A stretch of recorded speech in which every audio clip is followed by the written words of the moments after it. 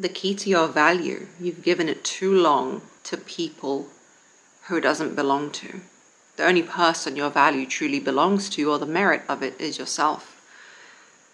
And if you have nothing to merit yourself on with your own proximity and in your own reality, you will fall for false idols.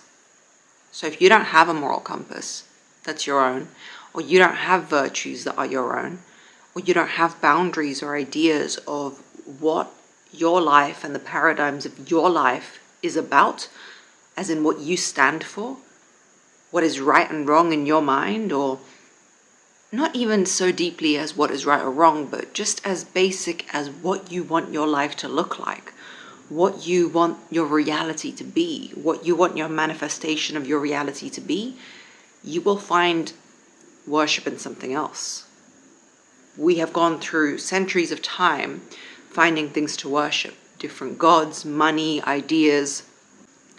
And the reason that you care so much why he didn't text you back, or that he's watching pornography instead of choosing you, is because you are giving the merit to his perception of you, as opposed to giving the merit to yourself and wondering if you even like him or her.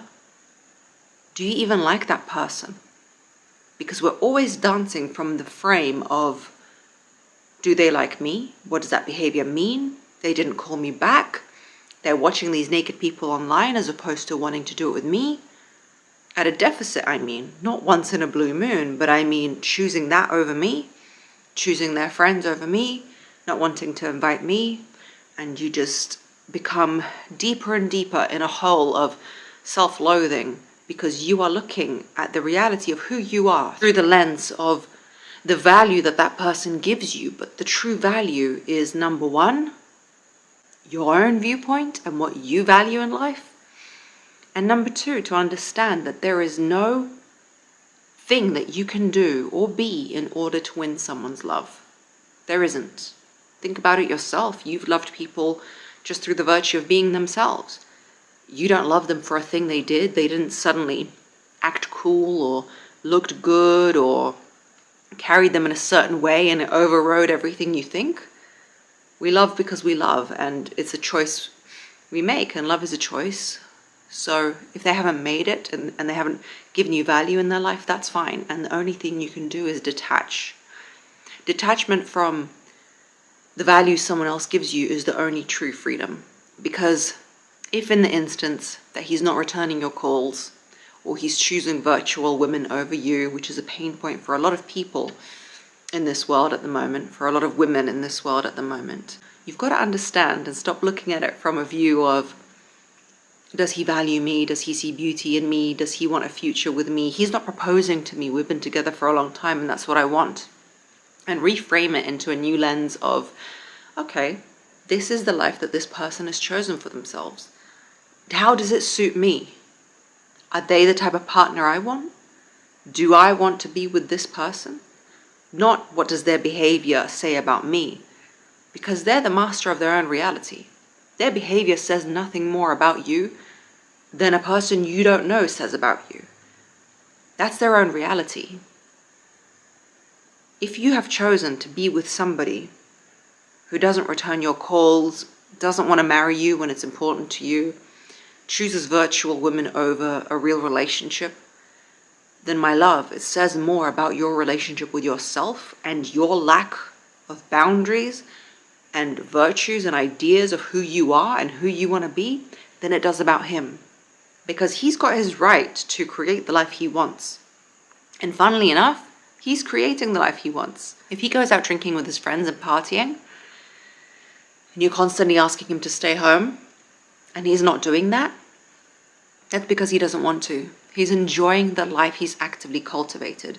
But you, as the one who's attached to someone who's not attached to you, you as the codependent, are the one who's creating your value out of their reaction to you. When in reality, you should look at that person from a detached sense and say, wow, I've got one lifetime to live on this planet. What is the ideal scenario? What is the manifestation of my reality? Because everything I'm looking at now was once a fragment in my mind and something that I decided to do. In fact, everything you're seeing on this screen, somebody imagined first. This TV, someone imagined and they made happen. This sofa, this wall, everything here was a manifestation in someone's mind. So don't forget the fact that this thing that you're having with this person is a manifestation in your mind of how you ought to be treated. And it's only on you, my love, to take yourself by the scruff of the neck, pull up your socks, and take yourself out of that relationship. And you constantly want to change him, don't you? You want to tell him to come home on time. You want to tell him to stop watching the virtual women and be with you. He doesn't want to. You want to tell him how to behave and reparent him, but he's already got a mother. He's been parented. So you want to reparent him. You've got basically a foster son. Instead of parenting the person who actually needs the parenting, and that is you. You need to reparent yourself. You need to soothe yourself. And you need to give yourself the love that you didn't get, or the gap that is missing. And work on yourself. And look at him with a detached sense of his behavior is not a value proposition to me. His behavior is just his behavior. And now it's up to me, being the Simon Cowell of my own life, to judge whether he gets to be on my American Idol. And if he's there not returning my calls, partying with his friends, and not interested in me, then there's no hard feelings. But he just doesn't get to exist in my reality. Because he doesn't match the value that I've given to myself. Now, if you're a man watching this, reverse it. When I say he, imagine she, reverse it. So now the reality doesn't match. And when the reality doesn't match, the brain does a wonderful thing. It either tries to match the reality or it matches your self-thoughts about it. So you've got to do one of two things. If you think you're a valuable person and you want to love yourself and you want to have a good life, good in whatever capacity that is, and this person's with you not treating you correctly, you can do one of two things. You can remove yourself from that situation so your value matches your actions. I'm valuable. They don't value me. So now I'm going to take my valuable self away. My valuable, spicy, sexy self away. Or if you stay, your brain will do a wonderful, wonderful service to you because it wants your reality to match, because it doesn't want to make you feel crazy in this world. It's doing a really good service to you. It's going to take your value down for you so that your reality matches. This person doesn't value me. I'm not valuable. Everything matches. You need to remove the person who doesn't match your reality and not try and change them. And don't let it break you, because detachment is the key to knowing that what they have chosen for themselves, their lifestyle, their lack of connection, their virtual realities, people they're talking online, the women that they're following, is their choice and no reflection on you. The only reflection that's going to happen is if you choose to stay with them. If you choose to stay with that person. And if you do choose to stay, then accept it with an open heart. Accept them for who you are and who they are with an open heart, without delusion, without coercion, without control.